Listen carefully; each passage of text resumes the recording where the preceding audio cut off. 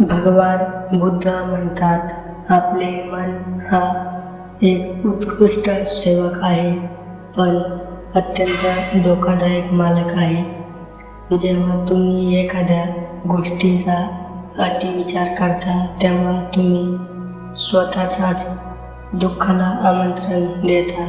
जास्त विचार केल्याने प्रत्यक्षात नसलेल्या समस्या मनात निर्माण होतात.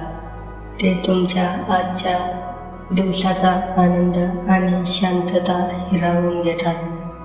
बुद्धांचा एक सोपा नियम आहे, भूतकाळ आता संपला आहे, भविष्य अजून आलेले नाही. तुमच्याकडे फक्त एकच क्षण आहे, तो म्हणजे वर्तमान काळ. त्यामुळे विचारांच्या जाळ्यात अडकणे बंद करा आणि जे घडले ते स्वीकारा.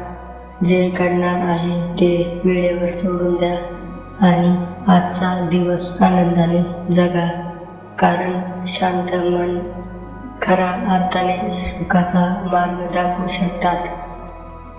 हा व्हिडिओ तुम्हाला आवडला असेल तर लाईक आणि सबस्क्राईब करा. धन्यवाद.